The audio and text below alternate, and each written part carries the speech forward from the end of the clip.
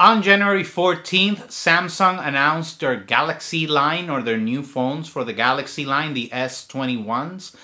If you thought I was not making a video because I'm an Apple fan, no, I was actually very excited to make a video about it, but unfortunately, due to what's going on, I had to shelter myself for 2 weeks. But we're back, and even though almost a month has passed, I'm gonna make a video about them.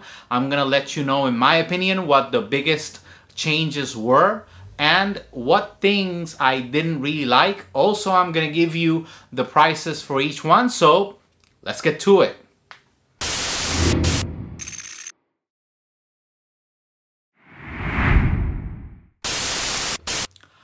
Let's get started talking about the camera. In this case, the camera is more of a change to the Ultra line, or the Ultra model of the Galaxy S21, but still it's a welcome change for the phone. In this case, they actually gave it a dedicated optical 10x zoom. So in this case, you're going to be able to optically zoom up to 10 times on whatever it is that you want to take a picture of. Also, they changed, or they make minor changes to the 100x zoom. I think it was before 108.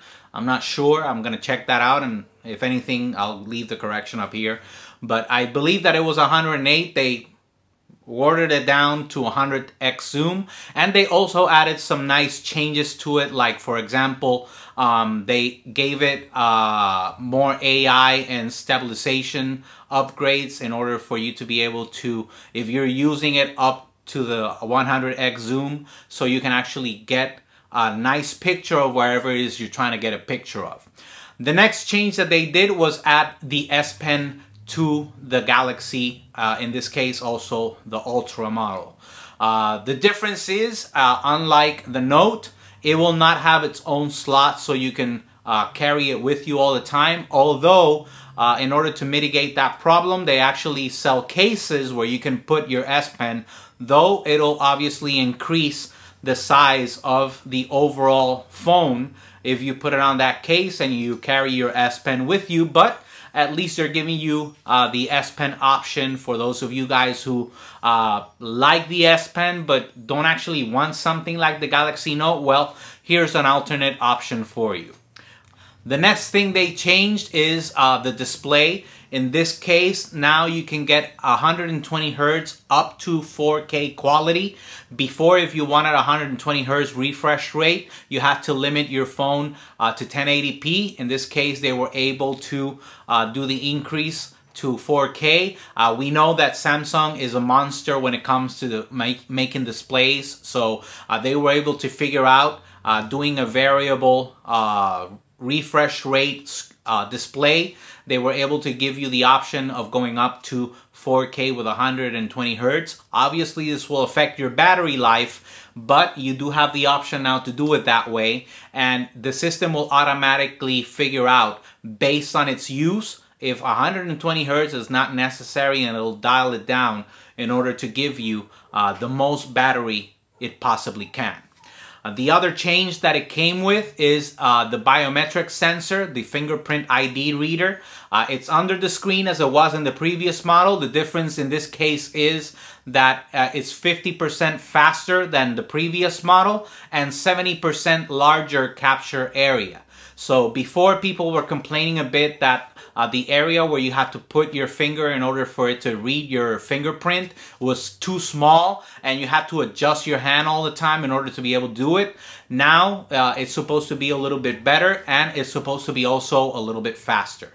Obviously, with the changes in the battery life, the screen, and the processor, it obviously becomes larger battery life, and the battery being larger, as I just said, I don't know why I'm repeating myself. Anyways, the battery life is gonna be a little bit longer than in the previous model, so you have that as a plus. Now to the things that I don't necessarily like regarding the new phone. The first thing is no expandable storage. For those people, obviously I use an iPhone. I never had a problem with that because it just used to come with whatever capacity Apple was willing to give you. But In the case of Samsung, you were able to put SD cards on it to expand your storage. You won't be able to do that anymore.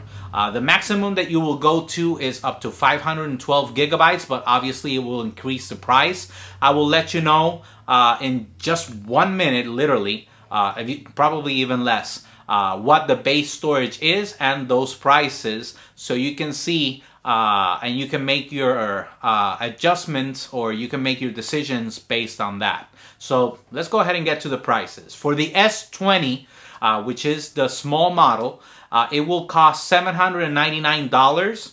The S20 Plus will be $999. The S21. Why am I saying S20? Anyways, and you guys know what I'm trying to say. And the S21 Ultra will be $1199.